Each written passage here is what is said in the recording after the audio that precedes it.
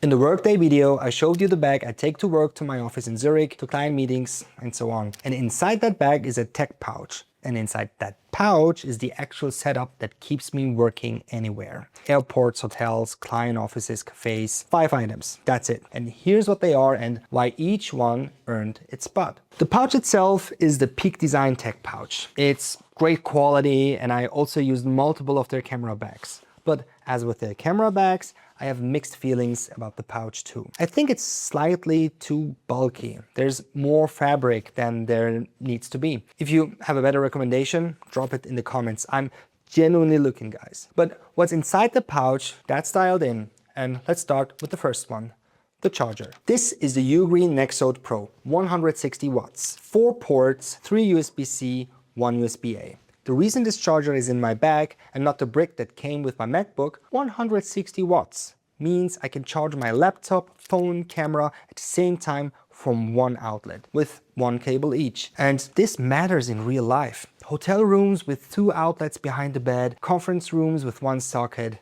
cafes where you're lucky to find power at all, 1 charger, 4 devices. That's the job. Number 2, this power bank.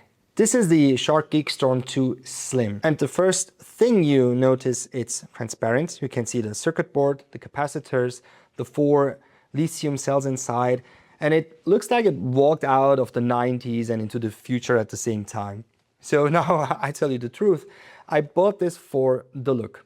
I'm not going to pretend it was pure utility. There are smaller, lighter, cheaper power banks. This isn't one of them. But sometimes you carry a tool because using it makes you happy, and that counts for something. And you know, this one makes me happy every time I pull it out of the pouch. But I know, specs matter to you. So this thing has 20,000 milliamp hours, 130 watts max output, USB-C, USB-A, and there's a small IPS color display on the side that shows me the exact wattage going out, the battery percentage, and the estimated time. And most power banks make you guess, and this one shows you everything. Number 3, the Satechi USB-C hub. Even though my MacBook Pro has 3 USB-C ports, I sometimes need a micro SD card reader or a USB Type A port. So this one does the job. And Satechi makes good ones. Aluminum body that matches the MacBook, doesn't overheat, and all the ports you'd actually use, none you wouldn't. This is the boring item,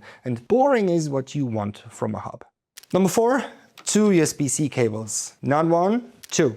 Because I've been the guy with 1 cable and a dead phone too many times. 1 is for the laptop and 1 is for everything else. They are 100 watt rated, so they can handle the laptop charge speed. Boring item again, but you know, cables don't get talked about until you don't have one, and then they are the only thing that matters. Occasionally, I also have a 3-in-1 foldable magnetic wireless charger with me. Okay, with this, I can charge my phone, my AirPods, and my Apple Watch at the same time. This comes in very handy when I'm staying in hotels. This whole setup means I can work from any chair without an outlet, or any chair without one for a while. That's what a real travel kit is for. Not a checklist of cool tech, a list of things that solve actual problems you've actually had. And one thing I want to be clear about, none of this gear is glamorous, okay? It's not the bag, it's not the computer, it's not the phone, it's the boring infrastructure that lets the interesting work happen. Curate the boring stuff well, and the interesting stuff has room to breathe. All right, so that's the pouch. Workday EDC video that this connects to is up here probably, and if you want to check out my basic EDC, which I have always on me, click here. See you in the next one. Peace.